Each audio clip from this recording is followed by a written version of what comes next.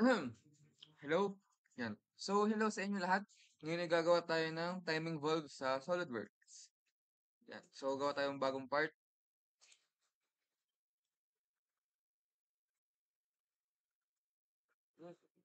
So, ang gagamitin nating units ay millimeters. mmgs. Yan. So, gawa na agad tayo. Gawa tayo ng circle sa top plate. Palang strategy kung gagamitin dito ay gagawin ko muna yung rod sa kaliwa, tapos i-mirror ko na lang sa kanan. So, bale ang radius nitong una ay 7.5. Dito pala. mmgs. Double check nga natin.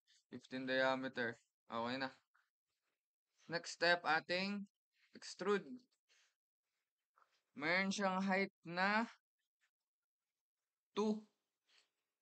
2 millimeters. Okay, check.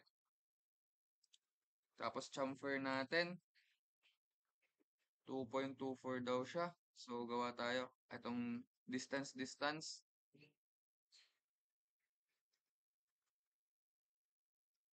Oh, distance. Tapos, symmetric. Click natin itong taas. Ang first distance natin ay 2.24. Sunod ay 1. Or baligtad.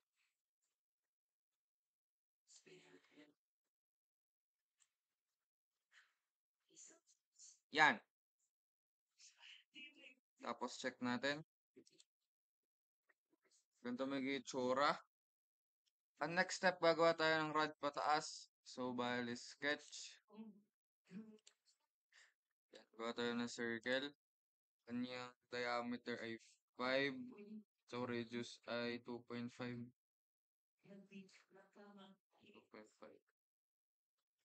Okay natin. Tapos, extrude natin uli. Ang nakalagay kasi dito ay 46.5 sa taas ng fillet. So, 46.5 plus 2. 46.5 plus 48.5. 48.5. Tapos ating fillet ng radius ay 2. 2 mm. Ganito. Ganyan. So, next step, gawa tayo ng reference plane. Ang first reference natin ay right plane. Ang offset natin ay 13. Kasi yun yung kalahati ng 26. Okay. Tapos mirror natin. Mirror face plane. Ito yung plane na ginawa natin. Bodies to mirror ay ito. Yan. Pag check natin, mag-error. Gagawin natin, uncheck natin yung merge solids. Yan. So, right-click natin to. Hide. Next step, gagawa tayo ng parang connecting rod dito sa gitna. Kukonectin natin. So, right plane.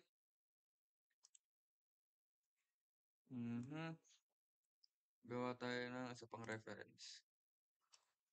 Pakaliwa naman. Ang distance niya ay 2.5.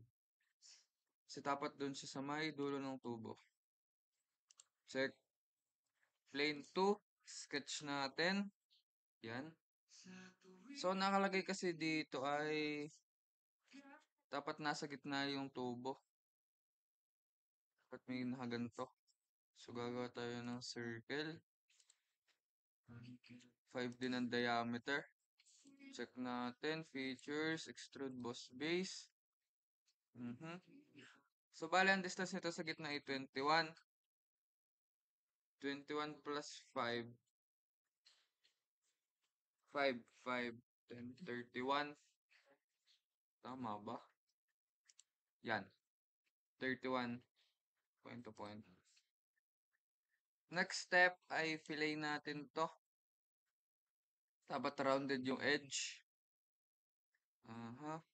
Fillet type. Symmetric. Click natin to. So, nakalagay kasi dito sa module ay perpendicular tong line.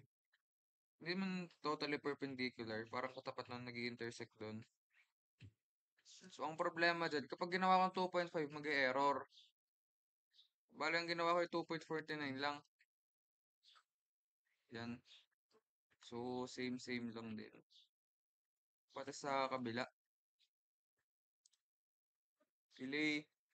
Click nyo itong edge. 2.49. Yan. So, Control 7. Next step, hide muna natin ang plane 2. Hide.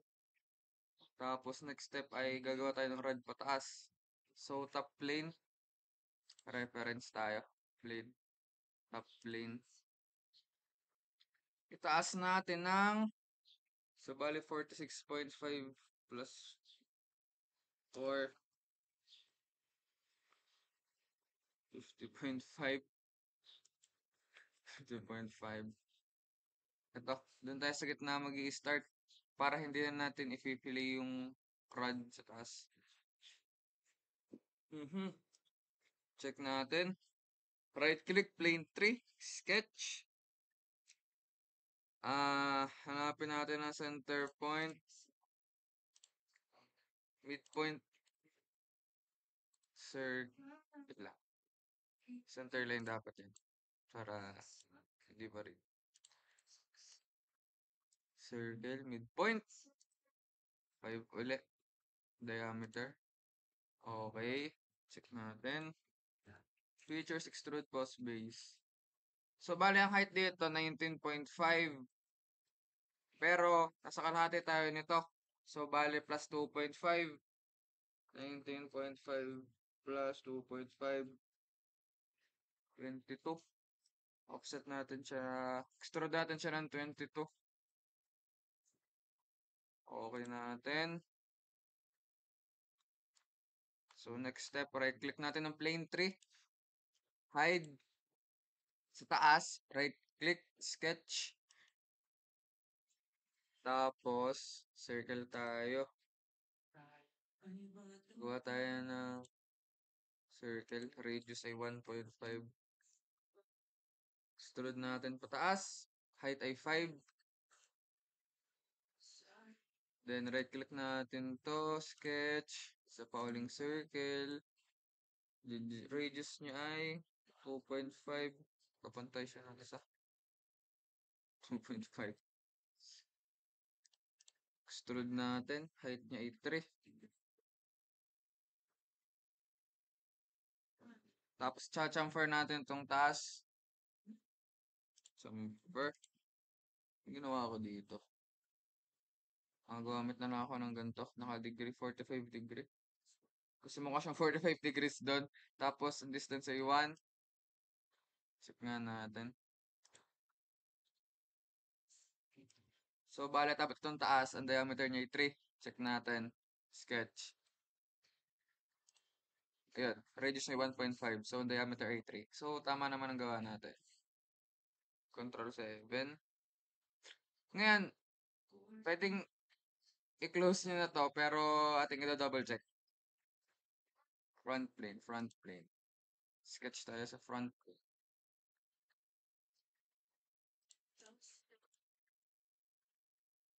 Kuha tayo ng line.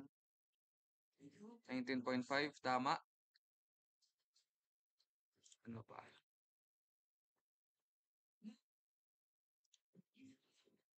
Distance nito ay 21. Tama. Height nito from point hanggang dito sa taas ay 46.5. 0.5 yun. So, tama din.